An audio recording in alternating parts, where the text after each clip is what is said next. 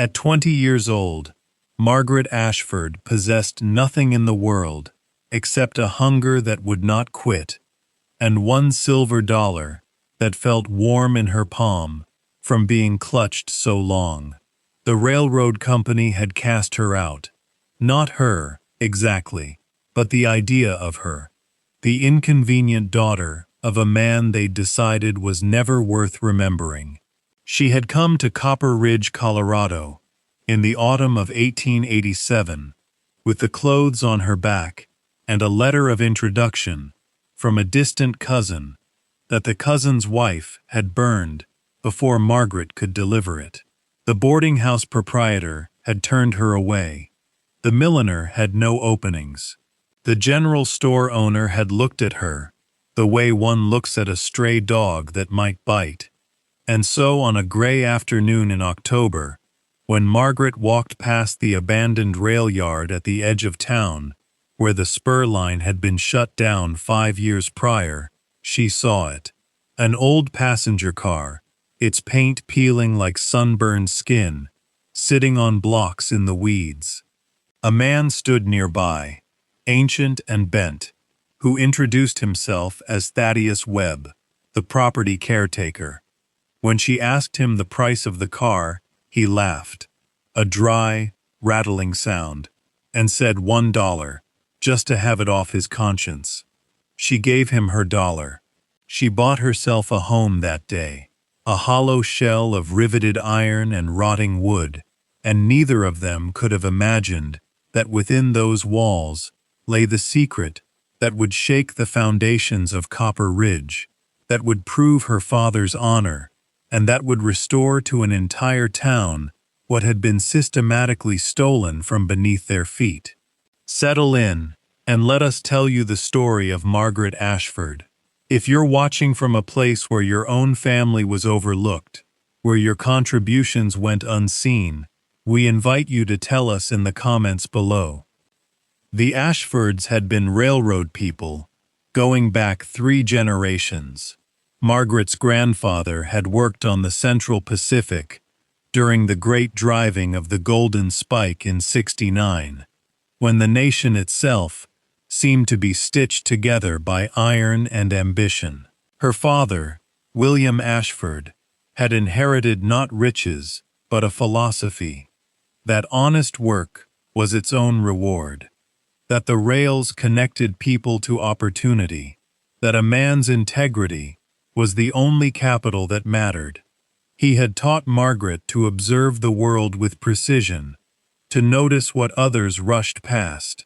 When she was small, he would take her walking along the tracks, near their modest house in Sacramento, pointing out how the rail beds were laid, how the ballast stones were sorted, how even the smallest element supported the whole structure. Her mother, Catherine, had been a school teacher before marriage, a woman of books and careful thought, and she had instilled in Margaret something equally valuable, the understanding that everything contained a story, that objects and places could hold meaning if one only knew how to listen to them. Catherine had kept a detailed ledger of the household, not merely for accounting, but for remembrance. She recorded the date of the first frost, the name of every person who came to their door, the prayers her daughter asked during difficult seasons. When Margaret was 10, her mother had given her a leather-bound notebook and said, "The world will not always see your value, but if you keep a record of it, you will know it for yourself." Margaret had carried that notebook through everything that followed. The fall came suddenly, the way collapses often do. In the spring of 1886, William Ashford was working a section of track outside Carson City when a coupling failure caused a boxcar to slip its moorings. He was caught beneath it, his body crushed from the waist down. The railroad company doctor declared him injured beyond working, but refused, when he died 3 weeks later, to certify the death as work-related. Without that certification, Catherine received no widow's benefit, No compensation. Nothing but a letter of condolence, signed by a superintendent she'd never met. The house was mortgaged to the company store. The promissory notes came due. Within 6 months, Catherine took ill. Grief, the doctor said, though Margaret knew it was something else, something deeper, the erosion of hope itself. She died on a Tuesday in November.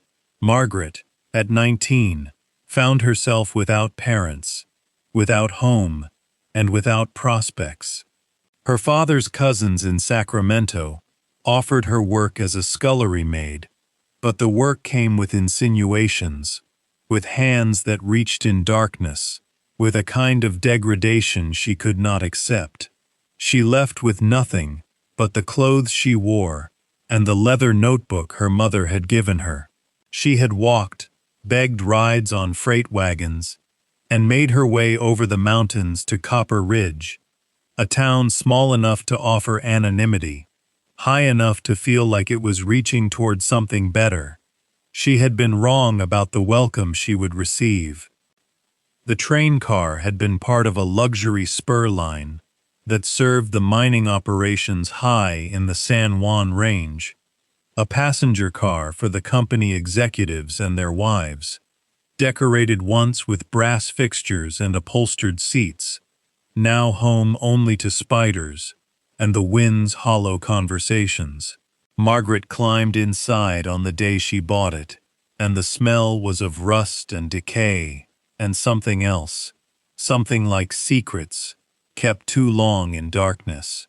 She brought nothing with her that first night, except a blanket, a candle, and a will that she no longer questioned. She would make the car habitable. She would find work, any work, and she would survive.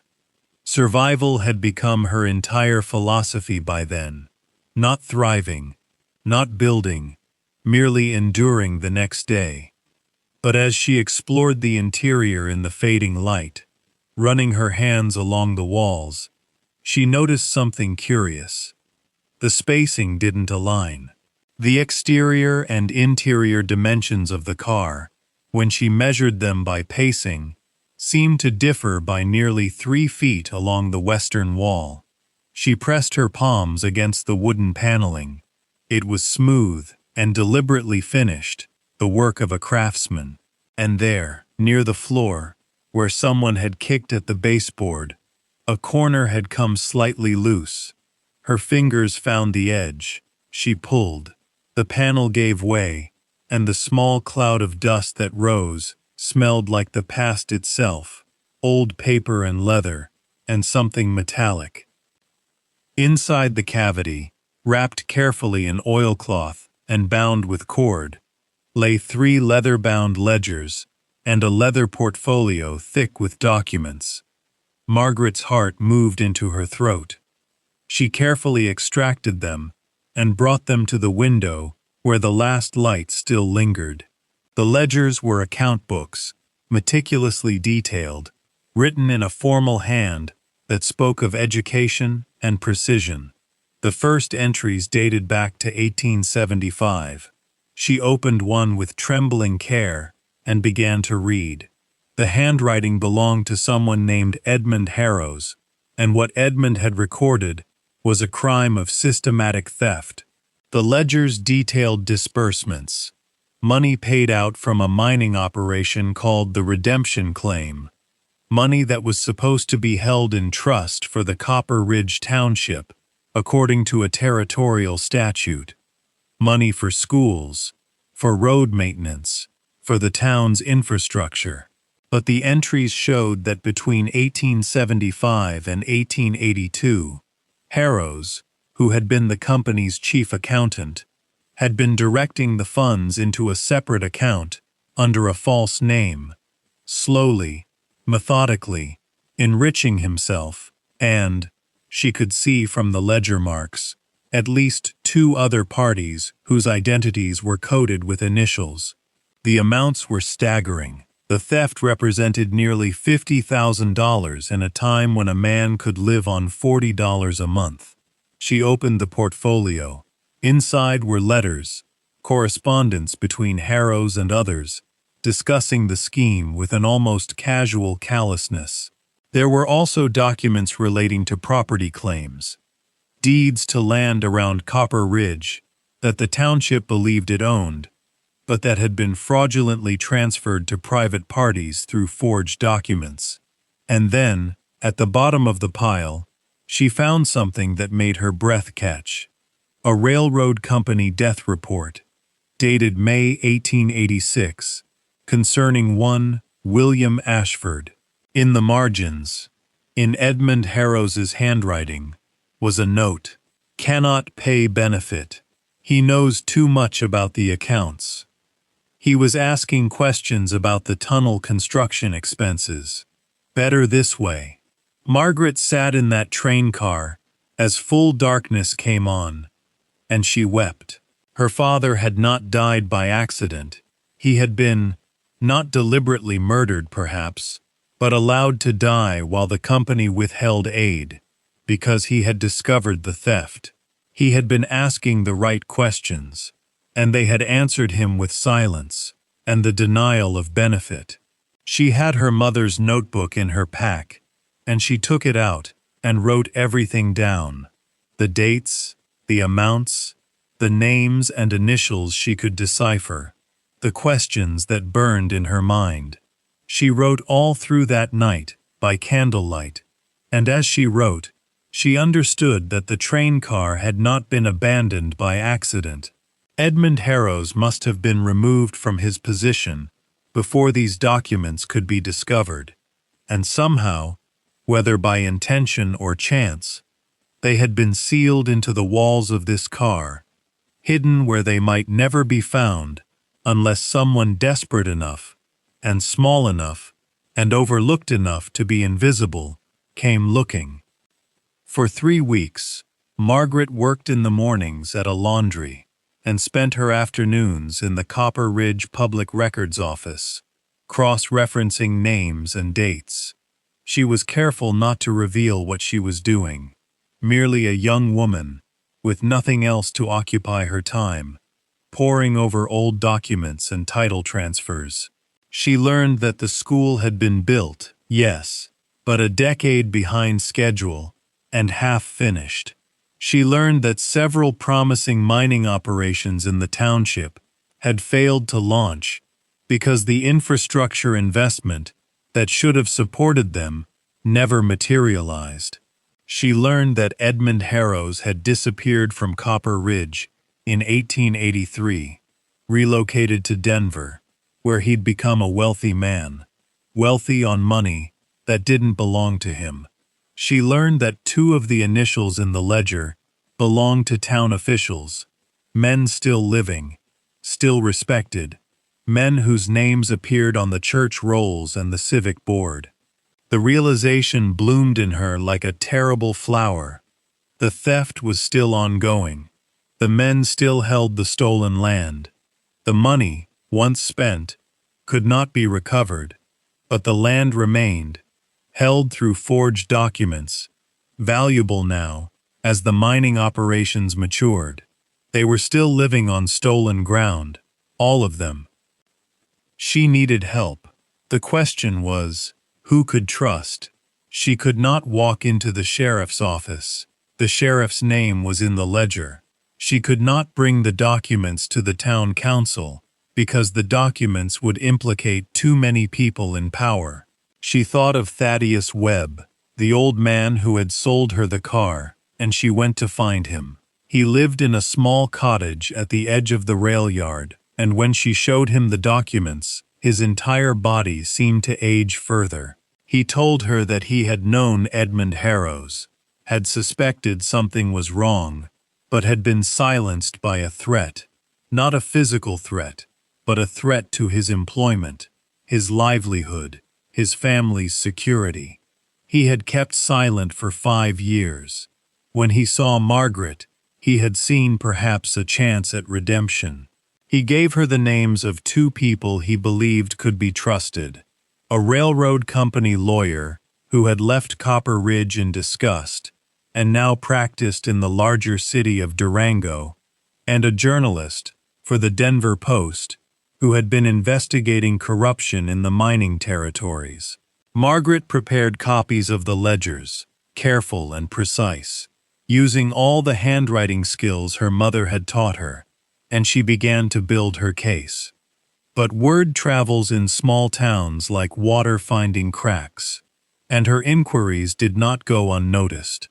In early December, a man came to the laundry where she worked. He was well-dressed, expensive, with the kind of smile that did not reach his eyes. He introduced himself as Jonathan Vance, representing the interests of certain Copper Ridge businessmen. He suggested to her, in a voice that was almost gentle, that she was a young woman alone, vulnerable, and that accidents happened to people who asked too many questions. He suggested that if she were to forget what she thought she knew, there might be employment for her, good employment, somewhere far from Copper Ridge, with resources to start over. He made it sound almost like an act of kindness. She refused. That night, the laundry caught fire. It was ruled an accident, caused by a knocked-over lamp, but Margaret knew the truth.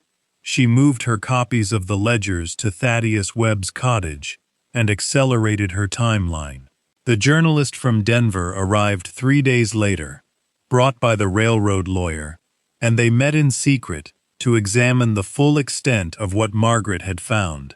The journalist was a man named Samuel Cross, sharp-eyed and patient, and he understood immediately the implications of what he was seeing. He asked her why she had done this, why a young woman with nothing had risked so much. She told him about her father, about the note in the margins, about the knowledge that her father had been killed for asking the right questions. Samuel Cross listened, and then he said something she never forgot. "You've just given voice to 100 people who had none."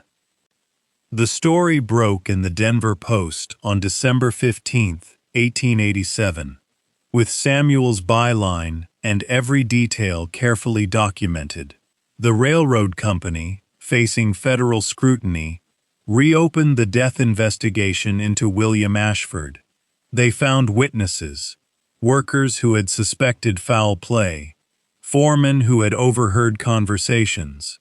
The case was reassigned to a U.S. Marshal, and within a month, criminal charges had been filed against Jonathan Vance and 2 of the town officials whose names appeared in the ledger. Edmund Harrows was located in Denver and extradited to face fraud charges. The property transfers were voided.